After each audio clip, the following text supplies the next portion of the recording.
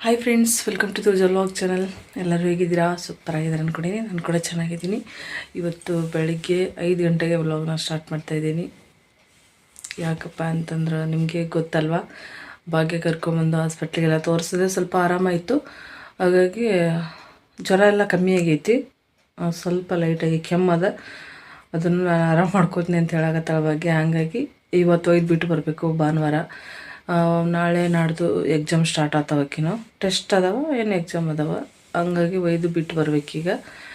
ಇವತ್ತು ಹೋಗಬೇಕು. ಅದಕ್ಕೆ ಎಲ್ಲ ರೆಡಿ ಮಾಡ್ಕೋಬೇಕು. ಈಗ ಎಲ್ಲ ಇಟ್ಕೊಂಡು ಕೂತ್ಕೊಂಡೀನಿ. ಮತ್ತು ಇಡ್ಲಿ ಸಾಂಬಾರನ್ನ ಮಾಡತ್ತೀನಿ. ಮತ್ತು ನುಗ್ಗೆಕಾಯಿ ಸಾರು ಇಡ್ಲಿನ ಮಾಡತ್ತೀನಿ. ಆ ಸತಿ ಹೋದಾಗ ಅದೇ ಮಾಡ್ಕೊಂಡು ಹೋಗಿದ್ದೆ. ಮತ್ತು ಅದೇ ಮಾಡ್ಕೊಂಡು ಹೋಗೋಣ ಅಂತಂದ್ಲ ಬಗ್ಗೆ. ಹಾಗಾಗಿ ಅದನ್ನೇ ಮಾಡ್ಕೊಂಡೇನೆ. ಯಾಕಂದ್ರೆ ಅಲ್ಲಿ ಚಪಾತಿ ಕೊಡ್ತಾರೆ, ಚಪಾತಿ ಬೇಡ, ಅಪರೂಪಕ್ಕೆ ಇಡ್ಲಿ ದೋಸೆ ತಿಂದ್ರೆ ಅವ್ರಿಗೆ ಸ್ವಲ್ಪ ಬಾಯಿ ರುಚಿ ಬರ್ತಂತ ಹೇಳ್ಬಿಟ್ಟು ಸ್ವಲ್ಪ ಇಡ್ಲಿ ಸ್ವಲ್ಪ ದೋಸೆ ಮಾಡ್ಕೊಳ್ಳೋಣ ಅಂತ ಅಂದ್ಕೊಂಡಿದ್ದೀನಿ. ನೋಡೋಣ ಈ ಇರೋ ಟೈಮಲ್ಲಿ ಎಷ್ಟಾಗೋದಂತ ಅಷ್ಟು ಮಾಡ್ಕೊಳ್ಳೋಣ ಅಂತ. ಇಷ್ಟೊತ್ತಿಗೆ ಇಲ್ಲಿಂದ ಹೋಗಬೇಕು ಅಂತ ನಾನು ಅಂದ್ಕೊಂಡಿದ್ದೆ. ಭಾಗ್ಯ ಇಲ್ಲ, ಸ್ವಲ್ಪ ಲೇಟಾಗಿ ಹೋಗೋಣ ಅಂತಂದ್ರೆ. ಹಾಗಾಗಿ ಒಂದು 8-9 ಹಂಗೆ ಮನೆ ಬಿಡಬೇಕು. ಅಲ್ಲಿಗೆ ಹೋಗೋ ತನಕ ಎಷ್ಟಾಕೈತೆ ನೋಡೋಣ್ರಂತ ಪಟ ಪಟ ಕೆಲಸ ಮುಗಿಸ್ಕೊಳ್ಳೋಣ. ಈಗ ನೋಡ್ರಿ, ಟೈಮ್ 5:15 ಐತರಿ.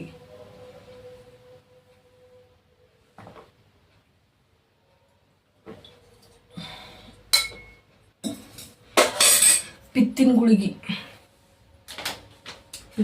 ತೊಗೊಳ್ಳೇಬೇಕು. ತೊಗೊಂಡಿಲ್ಲ ಅಂದ್ರೆ ಆಗಲ್ಲ.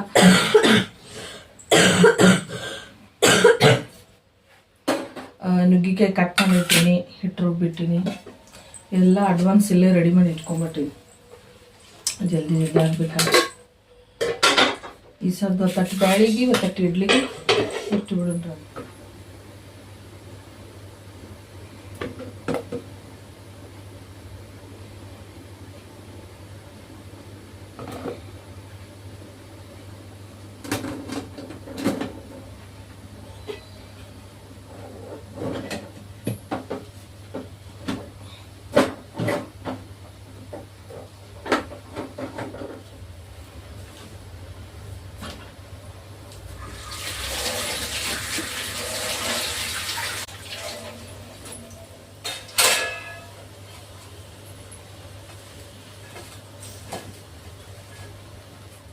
ಆಯ್ತು ನೋಡ್ರಿ, ಎಲ್ಲ ಕೆಲಸ ಆಯಿತು. ಇಡ್ಲಿ, ಚಟ್ನಿ, ಸಾಂಬಾರು ಎಲ್ಲ ಮಾಡಿ ಆಯಿತು. ಎಲ್ಲ ಬಾಕ್ಸಿಗೂ ಹಾಕಿಟ್ಟಿವಿ.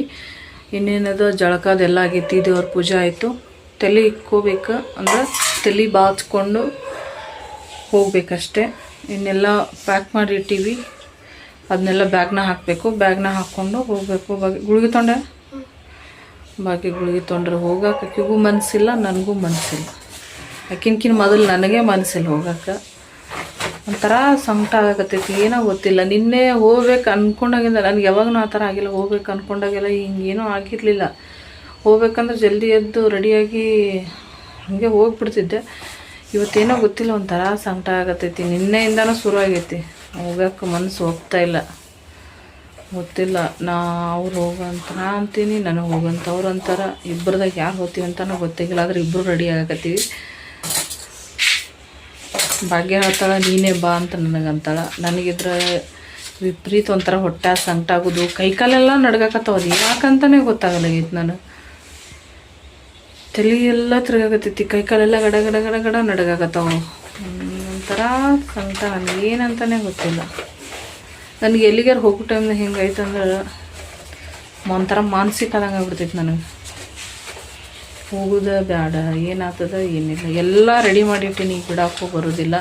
ಅದ್ರಾಗ ನಾಳೆಗೆ ಒಂದೇ ದಿನ, ನಾಡ್ದಾಕಿ ಟೆಸ್ಟ್ ಅದಾವಲ್ಲ, ಏನು ಮಾಡೋದಂತಲೇ ಗೊತ್ತಾಗಲ್ಲ. ಇತ್ತು ತಲೆ ಕೆಟ್ಟು ಹೋಗತ್ತೈತಿ ನನಗೆ. ಇಟ್ಟು ಫೋನ್ ಹಿಡ್ಕೊಳಕ್ಕಾಗೋಲ್ಲ. ಕೈ ನುಸ್ಸಾಗತ್ತೈತಿ. ಈಗ ನನಗೆ ಕೈನೂ ನುಸ್ಸಾಗತ್ತೈತಿ, ನಡಗಾಕತ್ತೈತಿ ಅದು ಕೈ. ಏನು ಮಾಡೋದು, ಏನು ಬಿಡೋದು, ಏನಾಗುತ್ತೋ ನೋಡೋಣ ಇರಿ. ಫಸ್ಟ್ ಇದೆಲ್ಲ ಬ್ಯಾಗಿಗೆ ಹಾಕ್ತೀನಿ. ಆದ್ರೆ ಹೋಗ್ತೀನಿ, ಆಗಿಲ್ಲ ಅಂದ್ರೆ ಖಂಡಿತ ಹೋಗಲ್ಲ.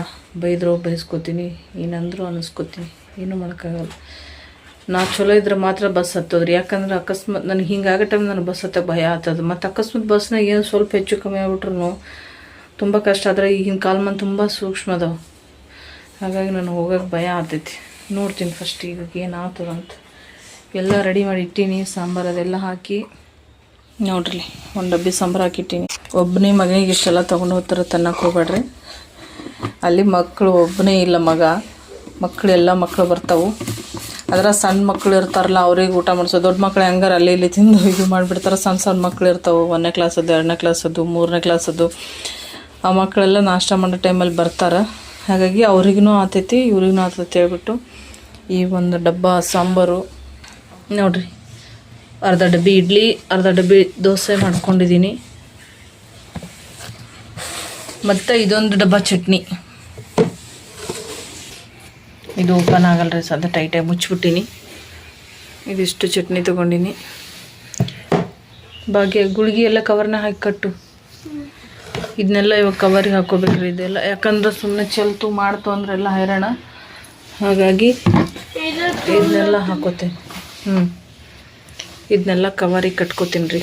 ಬೇರೆ ಏನು ಮಾಡ್ಕೊಂಡಿಲ್ಲ, ಮೊನ್ನೆನೇ ಒಯ್ದು ಮಾಡಿಕೊಟ್ಟು, ಇನ್ನೂ 15 ದಿನ ಆಗಿಲ್ಲ, ಏನು ಮಾಡೋಕ್ಕೋಗಿಲ್ಲ. ಇಷ್ಟು ಮಾತ್ರ ತೊಗೊಂಡೋದ್ರೆ ಹೋದ ತಕ್ಷಣ ನಾಷ್ಟ ಮಾಡ್ಕೋತಾರೆ.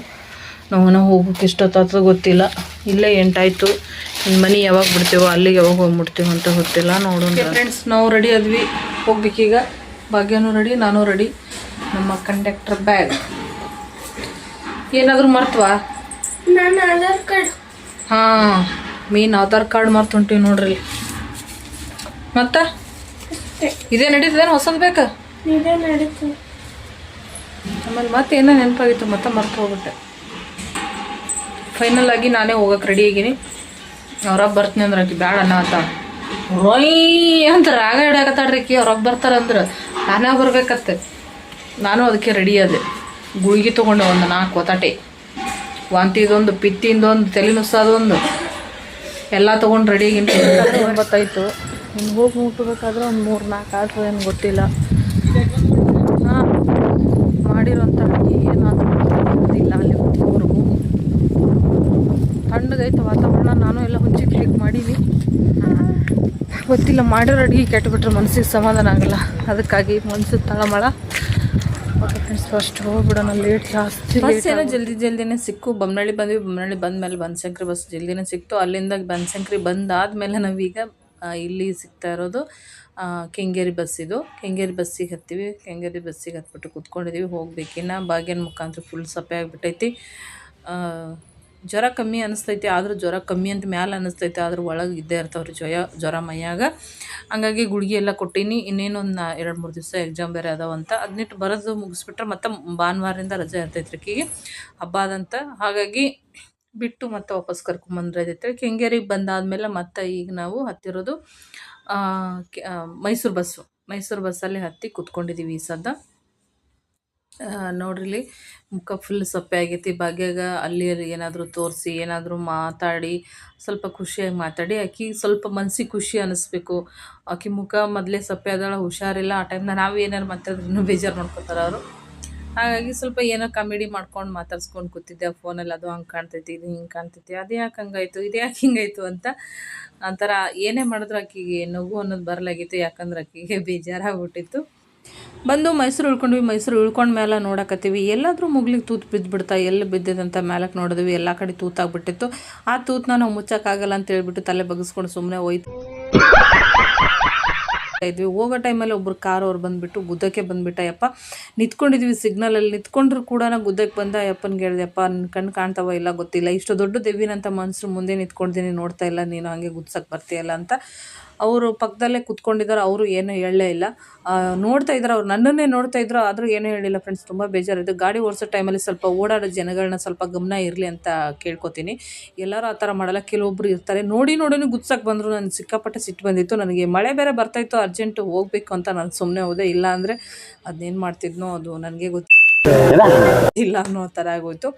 ಆಮೇಲೆ ನಾವು ಬಂದು ಸುತ್ತೂರು ಬಸ್ ಹತ್ಕೊಂಡು ಕೂತ್ಕೊಂಡ್ವಿ. ಭಾಗ್ಯ ಸ್ವಲ್ಪ ಬಾಯಿಗೆ ರುಚಿ ಇಲ್ಲ, ಸ್ವಲ್ಪ ಭಾಳ ಬೇಜಾರಲ್ಲೇ ಕೂತ್ಕೊಂಡೋಗಿದ್ರು. ಮುಖ ಎಲ್ಲ ಒಣಗಿಸ್ಕೊಂಡ್ಬಿಟ್ಟಿದ್ಲ. ಹಂಗಂತ ಹೇಳ್ಬಿಟ್ಟು ಸ್ವಲ್ಪ ಬಾಯಿಗೆ ರುಚಿ ಬರೋಂಥ ಏನಾದರೂ ಕೊಟ್ಟರೆ ಸ್ವಲ್ಪ ಖುಷಿ ಆಗ್ತಾಳಂತ ಒಂದು ಪಾಪ್ಕಾರ್ನ್ ತೊಗೊಂಬಂದು ಕೊಟ್ಟೆ. ಬೇರೆ ಏನೂ ತೊಗೊಂಬಂದು ಕೊಟ್ಟಿಲ್ಲ. ಅದನ್ನು ಸ್ವಲ್ಪ ಉಪ್ಪು ಖಾರ ಸ್ವಲ್ಪ ಇರ್ತೈತಿ, ಬಾಯಿಗೆ ರುಚಿ ಬರ್ತಂತೆ, ಅದು ತೊಗೊಂಬಂದು ಕೊಟ್ಟೆ. ಅದನ್ನೇ ಸ್ವಲ್ಪ ತಿನ್ಕೊಂಡು ಕೂತಿದ್ಲು. ಏನಾದರೂ ಸ್ವಲ್ಪ ಆದರೂ ನಕ್ಕಳು ಅಂತ ನನ್ನ ಮನಸ್ಸಿಗೆ ಸಮಾಧಾನ ಆಯಿತು. ಅಲ್ಲಿಂದ ಬಂದು ಸುತ್ತೂರಲ್ಲಿ ಇಳ್ಕೊಂಡಿದ್ದೀವಿ ನೋಡ್ರಿ. ಇಲ್ಲಿ ಇದು ಸುತ್ತೂರು ಬಸ್ ಸ್ಟಾಪ್ ಹತ್ರ ಬಂದು ಇಳ್ಕೊಂಡು ಹೋಗ್ತಾ ಇದ್ವಿ. ಅವರು ನಮ್ಮ ಜೊತೆಗೆ ಒಬ್ಬರು ಬಂದರು, ಬಳ್ಳಾರಿ ಅವರು ಹಣ್ಣು ತೊಗೊಂಬರೋಕ್ಕೆ ಅಂತ ಹೋದರು. ಹಾಗಾಗಿ ಅವ್ರು ಬರೋವರೆಗೂ ನಿಂತ್ಕೊಳ್ಳೋಣ ಅಂತ ಇಲ್ಲಿ ನಿಂತ್ಕೊಂಡಿದ್ದೇವರು. ಅವರು ಮಗಳು ಇವರು ಭಾಗ್ಯನ ಕ್ಲಾಸೇ ಹುಡುಗಿ, ಇಬ್ಬರು ಒಂದೇ ಕ್ಲಾಸಲ್ಲಿ ಓದೋದಂತೆ. ಸಿಕ್ಕಿದ್ರು ಒಳ್ಳೇದಾಯಿತು ಬಿಡು ಅಂತ ಹೇಳ್ಬಿಟ್ಟು ಅವ್ರನ್ನ ಕಾಯ್ಕೊಂಡು ನಿಂತ್ಕೊಂಡ್ವಿ. ಹಾಗೆ ನಿಂತ್ಕೊಂಡಿದ್ದೆ, ಹೊಳೆ ತುಂಬಿ ಹರಿಯಾಕತ್ತೈತ್ರಿ. ಮತ್ತು ನೋಡ್ರಿಲ್ಲಿ ಮತ್ತು ನೀರು ತುಂಬಿ ಬಂದದ. ಮೊದ್ಲಿನ್ಕಿನ ಈಗ ನೀರು ಜಾಸ್ತಿ ಆಗೈತಿ. ಅದನ್ನು ನೋಡಿದಾಗೆಲ್ಲ ನನಗೊಂಥರ ಮನಸ್ಸಿಗೆ ಖುಷಿ ಅನ್ನಿಸ್ತೈತಿ. ಇನ್ನು ಜನಗಳು ಭಾನುವಾರ ಶನಿವಾರ ಬಂದು ಮಕ್ಕಳನ್ನ ಮಾತಾಡ್ಸ್ಕೊಂಡು ಹೋಗೋದಾಗಲಿ ಹೋಗೋರು ಇದ್ದೇ ಇರ್ತಾರೆ ಇಲ್ಲಿ. ಆದರೂ ಈ ವಾರ ಸ್ವಲ್ಪ ಜನ ಕಮ್ಮಿನೇ ಅನ್ಕೋಬೋದು, ಯಾಕಂದರೆ ಇನ್ನು ಗಣೇಶ ಹಬ್ಬ ಬತ್ತಲ್ರಿ. ಗಣೇಶ ಹಬ್ಬಕ್ಕೆ ಕರ್ಕೊಂಡು ಹೋಗೋರೆ ಜಾಸ್ತಿ ಜನ ಇರ್ತಾರೆ. ಹಾಗಾಗಿ ಭಾನುವಾರ ಕಮ್ಮಿ ಇದ್ದರು ಜನಗಳು. ಮತ್ತು ಈ ವಿಡಿಯೋ ಇಷ್ಟ ಆಗಿತ್ತು, ನಿಮಗೂ ಕೂಡ ಇಷ್ಟ ಆಗಿದೆ ಅನ್ಕೋತೀನಿ. ಇಷ್ಟ ಆದರೆ ಲೈಕ್ ಮಾಡಿ, ಶೇರ್ ಮಾಡಿ, ಕಮೆಂಟ್ ಮಾಡಿ.